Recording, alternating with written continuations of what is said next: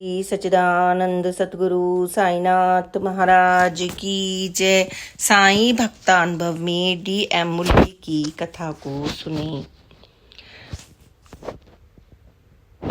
तुम तुरंत मेरे दर्शन के लिए आओ। अगर तुम ऐसा करने का प्रण करोगे तो मैं तुम्हारा बुखार तुरंत ही ठीक कर दूंगा। यह देखकर मैं डर गया और जोर से चीख पड़ा। मैं अपने चीखने की आवाज़ सुनकर जाग गया। मेरी भौजाई, जो मुझे माँ के समान स्नेह करती हैं, भागकर मेरे सिरहाने आई और मुझे भयभीत हालत में देखा। मेरा शरीर पसीने से भीगा हुआ था और आंखों से आंसू बह रहे थे। मैंने उन्हें अपना स्वप्न सुनाया।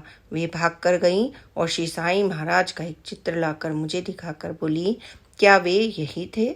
स्वप्न में दिखाई दिए बूढ़े व्यक्ति को मैं तुरंत ही पहचान गया। हमने जल्द से जल्द उनके दर्शनों के लिए जाने का निर्णय किया। मेरा बुखार ठीक हो गया और फिर दोबारा नहीं हुआ। मैं पूर्णतः स्वस्थ हो गया और अपने सभी कार्य भलीभांति करने लगा। जवान होने के कारण मैं शहरी जीवन की चमक दमक में खो गया और शिरडी जाने के अपने प्रण को बिल्कुल ही भूल गया। उस दौरान मैं मुंबई से निकलकर मोफिसिल विभाग में कार्यरत होने के प्रयास कर रहा था, लेकिन सफलता नहीं मिल रही थी। इस कारण मैं मुंबई में ही रह रहा था। सन 1917 फरवरी माह में बाबा ने मुझ पर दया करते हुए मुझे उस स्वप्न व अपने भूले हुए प्रण की याद दिलवाई। उन्होंने इस प्रकार किया। मुंबई में मेरा तबादला नासिक जिला के तालुका मालेगांव में हो गया। वहां पहुंचने का मार्ग केवल मरमार से है और स्टेशन के लिए कोपरगांव पर उतरना पड़ता है, जहां से एक मार्ग शिरडी भी जाता है। मैं मालेगांव पहुंच गया और वहां अपने काम में व्यस्त होकर असली काम शिरडी जाने को तो भूल ही गया। मुझे फिर से बाबा ने संकेत दिया। मैं चिमटे द्वारा किसी महिला का ऑपरेशन गर्भावस्था व जनन से संबंधित कर रहा था। अचानक महिला के शरीर में से शल्य चिकित्सा करते हुए कुछ तरल पदार्थ मेरी बाईं आंख में गिर पड़ा। उस समय मुझे इसका आभास नहीं हुआ। मेरी आंख सूज गई और मुझे बहुत तकलीफ देने लगी। उस समय मैं वहाँ पर अकेला था। मैंने उनसे बाबा से सच्चे दिल से प्रार्थना की। इससे पहले शायद मैंने कभी उन्हें ऐसे शुद्ध भाव से प्रार्थना नहीं की थी। उन्होंने मुझे बिना झिड़के मेरी प्रार्थना सुनी। तब से मुझे दृढ़ विश्वास हो गया कि श्री गुरु अपने भक्तों को दुखी होते कभी नहीं देख सकते। चाहे भक्त कितना भी चांडाल क्यों ना हो, वे तो केवल अहंकार रहित शुद्ध भक्ति ही चाहते हैं। नासिक के सिविल सर्जन के अनुसार मेरी आँख की रोशनी चले जाने के पक्के आसार थे, लेकिन साईं बाबा का धन्यवाद, मेरी आँख एक सप्ताह में ही बिल्कुल ठीक हो गई। मेरी पत्नी भी वहाँ पर आ गई। तब हम दोनों ने प्रण किया कि हम साईं बाबा के दर्शन किए बिना मुंबई वापस नहीं जाएंगे, क्योंकि वापस जाते समय हमें कोई परेशानी नहीं होगी। महीने के अंत में मुझे वापस मुंबई जाने के लिए कहा गया और अपना प्रण पूरा करने के लिए हम मनमाड़ से ढोंड जाने के लिए रेलगाड़ी पकड़ने के लिए प्रातःकाल मनमाड़ पहुंच गए। प्लेटफार्म पर घूमते हुए मेरी मुलाकात देशास्थ बुकिंग क्लर्क से हो गई और हम वार्तालाप करने लगे। मैंने उसे मनमाड़ आने का अपना उद्देश्य बताया। उसने बाबा के रहन सहन, व्यवहार व चरित्र के विषय में निंदापूर्ण वाक्य कहे। हमने शिरडी जाने का विचार त्याग दिया और मुंबई को जाने वाली अगली गाड़ी पकड़कर वहां से ऐसे भागे जैसे कोई सांप को देखकर भागता है। इस घटना को याद करके आज भी मैं पश्चाताप करता हूँ। एक माह मुंबई ठहरने के बाद भी मेरी भाभी ने हमें शिरडी जाने के लिए राजी कर ही लिया। हालांकि इस बीच कुछ रुकावटें मार्ग में आई। इस बार हमने रुकावटों की परवाह नहीं की। मैं ईश्वर का धन्यवाद करता हूँ कि हमारा इरादा दृढ़ रहा और हमने दर्शन किए। एक माह पूर्व रेलवे प्लेटफार्म पर हुई घटना का विवरण साईं महाराज ने दिया और मैं आपको क्या बताऊं, उसे सुनकर हमें अपने पर शर्म महसूस हुई। उस धोखेबाज से हमने बात ही क्यों की, यह सोचकर हमारी आंखों से आंसू बहने लगे। मैं 4 दिन तक शिरडी रुका। जिस दिन मैं वापस जाने के लिए आज्ञा मांगने गया, तब बाबा ने आश्वासन देते हुए कहा कि मुझे ज्ञानेश्वरी का पाठ करना चाहिए और मेरी मेज पर मुझे बीजापुर के तबादले और तरक्की के ऑर्डर पड़े हुए मिलेंगे। मैंने बाबा को प्रणाम किया और वापस आकर देखा तो मेरी खुशी का ठिकाना ना रहा। वहाँ ऑर्डर मुझे मेरी मेज पर पड़े हुए मिले। बाबा की कृपा से मैं पूरी लगन व निष्ठा से प्रति वर्ष ज्ञानेश्वरी का सप्ताह संपूर्ण कर रहा हूँ। मुझे मराठी भाषा का ज्ञान नहीं है। मैं मद्रास प्रेसिडेंसी सूबा के दक्षिण कन्नड़ जिले का रहने वाला हूँ। मैट्रिक में मैंने कन्नड़ व फ्रेंच भाषा का अध्ययन किया था। अब भी मैं जब भी गीता का पाठ करता हूँ तो यह उन्हीं की कृपा से संभव हो पाता है। बीजापुर से मैं रणभूमि में चला गया। युद्ध समाप्त होने पर मैं गड़ग आ गया। ऊपर बयान की गई घटना से मुझे पूर्ण विश्वास हो गया कि श्री गुरु जी सदैव हमारा ध्यान रखते हैं, लेकिन हम अज्ञानी उन्हें पहचान नहीं पाते। कई मुश्किलें आती हैं और आती रहेंगी, लेकिन मैं जानता हूँ और मुझे पूर्ण विश्वास है कि बाबा सदा मेरी रक्षा करेंगे। श्री सच्चिदानंद सतगुरु साईनाथ महाराज की जय। अब हम तुकाराम बुर्क, आयु 40 वर्ष, माहर जमींदार शिरडी की कथा को सुनेंगे। साईं बाबा के संबंध में मेरे कुछ व्यक्तिगत अनुभव हैं।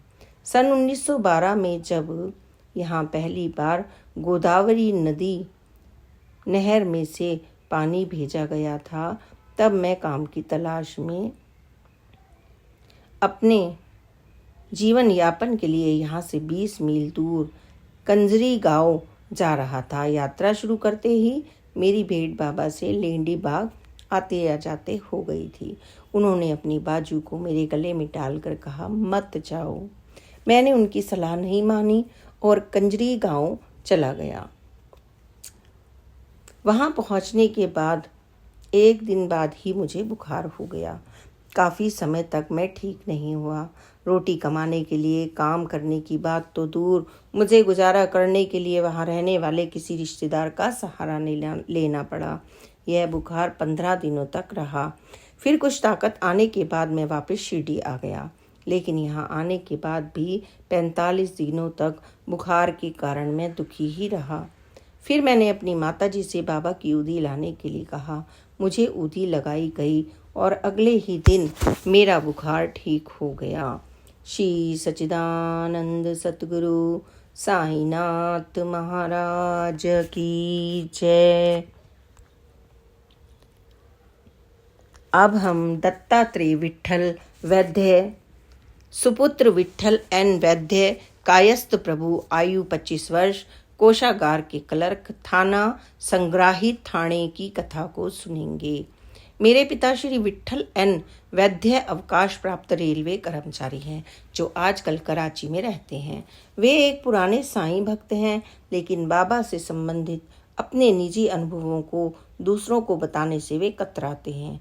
मेरे पिताजी बाबा के दर्शन के लिए प्रथम बार जब शिरडी गए, तब मैं बहुत छोटा था। मुझे उस समय की सभी घटनाएं याद नहीं हैं। उस समय मेरी बहन छाबू भी छोटी थी। जिस दिन पिताजी को हम सबको साथ लेकर शिरडी जाना था, उसी दिन मेरी बहन को तेज बुखार हो गया। हमारे रिश्तेदारों ने हमें शिरडी न जाने की सलाह दी। मेरे पिताजी को बाबा में पूर्ण विश्वास था, इसलिए वे मेरी बीमार बहन को लेकर शिरडी के लिए चल पड़े। जब हम काल्या पहुंचे तो बच्ची का बुखार उतर गया। इस प्रकार पिताजी का बाबा में विश्वास और दृढ़ हो गया। उन्होंने जाकर बाबा के दर्शन किए। वे सही समय पर वापस जाना चाहते थे, इसलिए उन्होंने बाबा से जाने की आज्ञा मांगी, लेकिन बाबा ने उन्हें कुछ घंटे के लिए रोक लिया। हालांकि पिताजी ने बाबा जी को यह बताया था कि अगले दिन दफ्तर अवश्य ही पहुंचना है। निर्धारित समय से 4 घंटे बीतने के बाद बाबा ने उन्हें जाने की आज्ञा दी, लेकिन मेरे पिताजी ने सोचा कि अब कोपर गांव से कोई गाड़ी तो मिलेगी नहीं, इसलिए अब शिरडी छोड़ना व्यर्थ ही होगा। तभी किसी ने बताया कि बाबा द्वारा वापस घर जाने की आज्ञा प्राप्त होने के पश्चात शिरडी में रुकना उचित नहीं होता, इसलिए पिताजी तुरंत ही कोपरगांव के लिए रवाना हो गए। वहां पहुंचकर पता चला कि जिस रेलगाड़ी में से वे मुंबई जाना चाहते थे वह 5 घंटे देरी से कोपरगांव पहुंची थी। पिताजी को आराम से वह गाड़ी मिल गई और वे सही समय पर मुंबई पहुंच गए। सन 1933-34 में मेरे पिताजी ठाणे में थे। जब वे बहुत बीमार हो गए, उनका इलाज डॉक्टर चिपकर कर रहे थे। उन्हें 21 दिन तक तेज बुखार रहा। बीमारी के दौरान भी पिताजी बाबा जी से प्रार्थना किया करते थे। 21वें दिन रात को 9 बजे जब हम सभी पिताजी के बिस्तर के आसपास खड़े थे तो बाबा ने केवल उन्हें साक्षात दर्शन दिए। मेरे पिताजी चिल्लाए, बाबा आए हैं, वे रोटी और प्याज मांग रहे हैं। क्योंकि हमें बाबा दिखाई नहीं दे रहे थे, इसलिए हमने सोचा कि पिताजी बेसुध हालत में ऐसा कह रहे हैं और इस समय रोटी व प्याज ढूंढने का कोई कारण नहीं है। कोई कारण नहीं है। फिर पिताजी हम सबसे नाराज हो गए और हमें वहां से बाहर निकल जाने के लिए कहा। हम उनके कमरे के बाहर आकर खड़े हो गए, लेकिन कमरे में होने वाली बातचीत हमें स्पष्ट सुनाई दे रही थी। हमने बाबा को पिताजी से बातें करते हुए सुना। हमने बाबा को अन्य 2 व्यक्तियों से भी बातचीत करते हुए सुना। बाबा उन्हें वहां से चले जाने के लिए कह रहे थे, लेकिन वे व्यक्ति इस बात का विरोध कर रहे थे। वे हमारे पिताजी को अपने साथ ले जाना चाहते थे। बाबा ने उनका विरोध किया। वह उन्हें वहां से चले जाने के लिए कहते हुए अपना सटका जोर से जमीन पर पटका।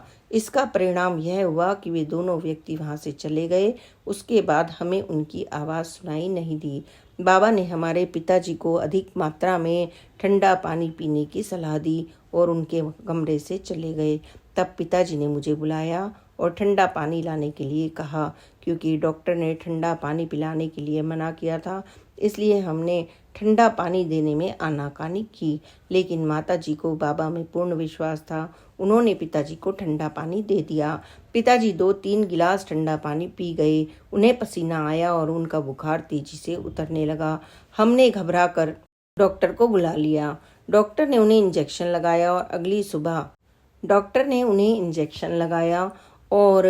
अगली सुबह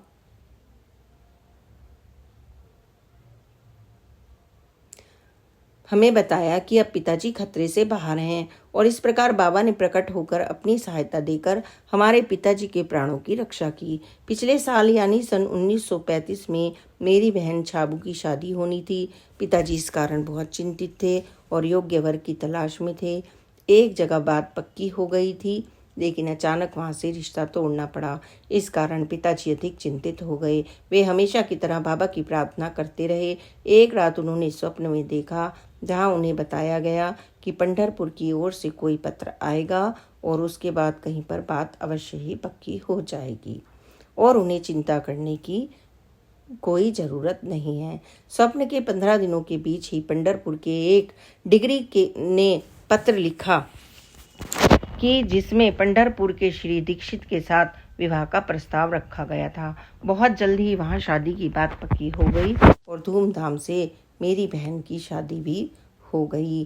श्री सच्चिदानंद सतगुरु साईनाथ महाराज की जय।